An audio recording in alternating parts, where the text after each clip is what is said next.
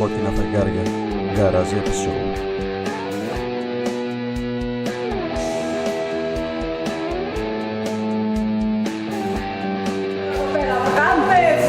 Τα βίντεο ή θα τρώμε σουβλάκια. Κάνε ένα σουβλάκι, άντε. Έγινε.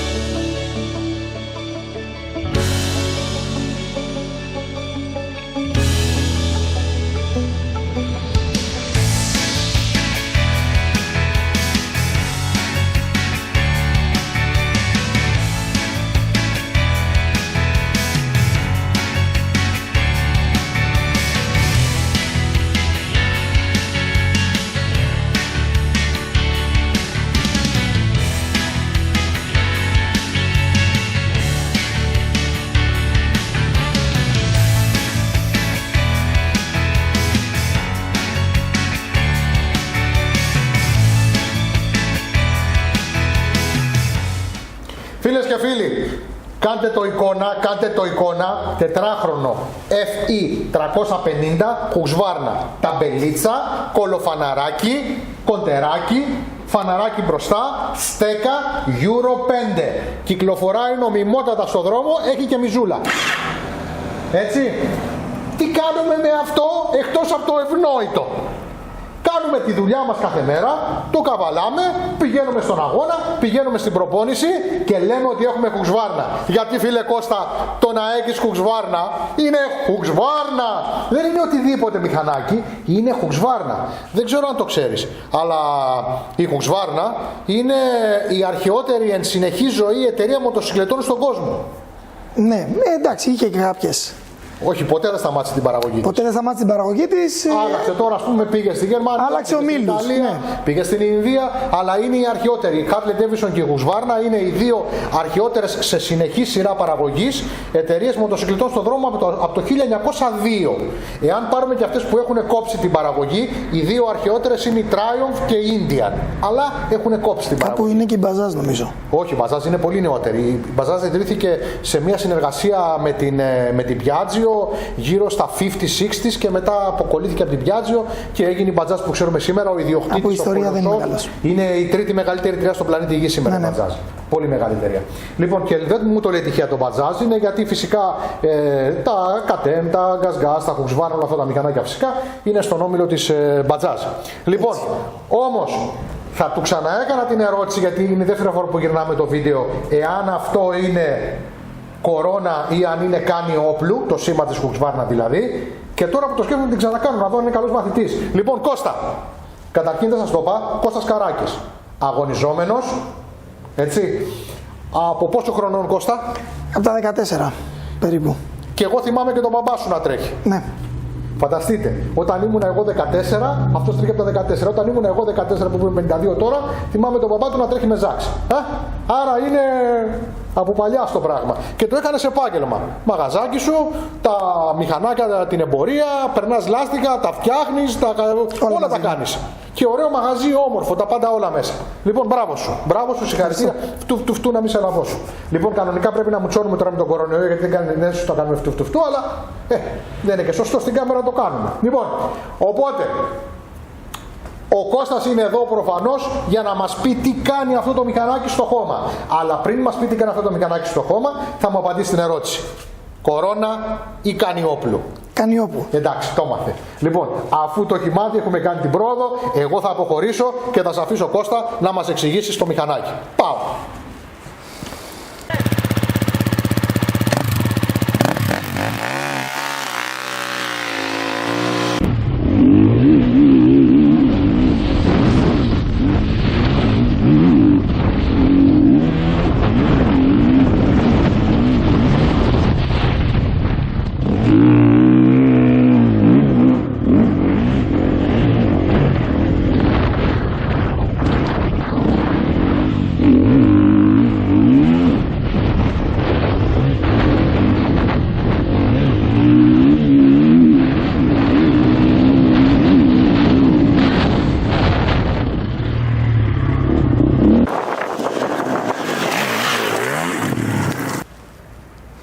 Λοιπόν, Husqvarna, ύφη 350, τετράχρονο.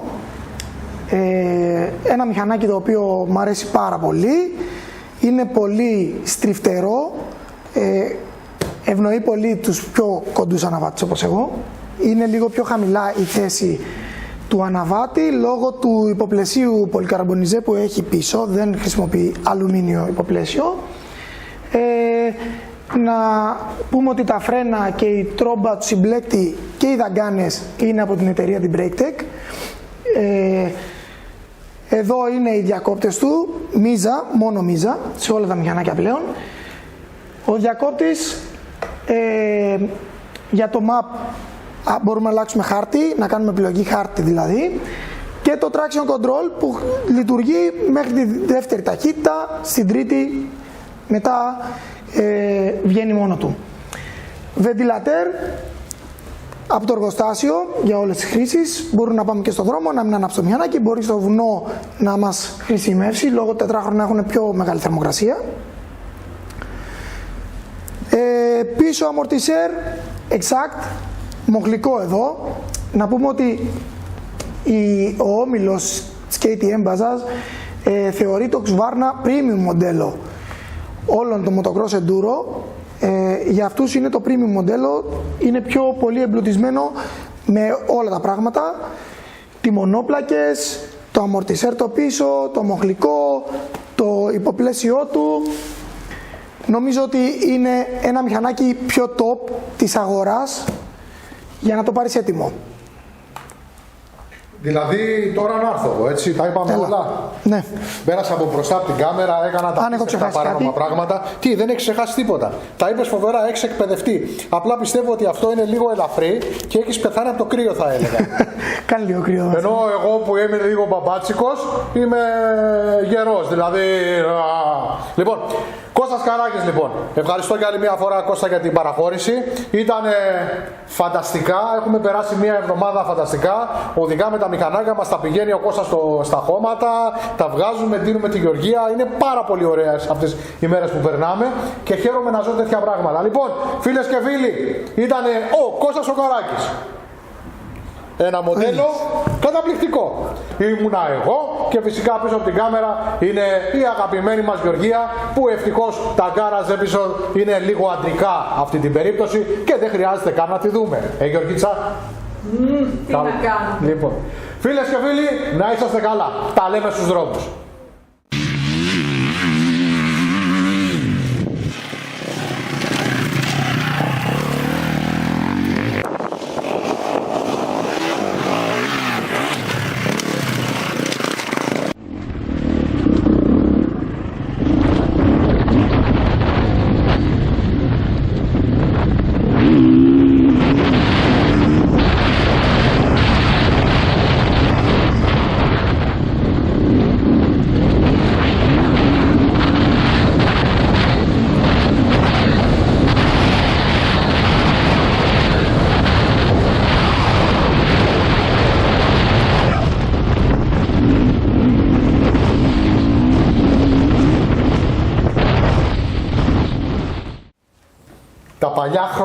Τα παλιά χρόνια είχαμε TAF E, TAF C.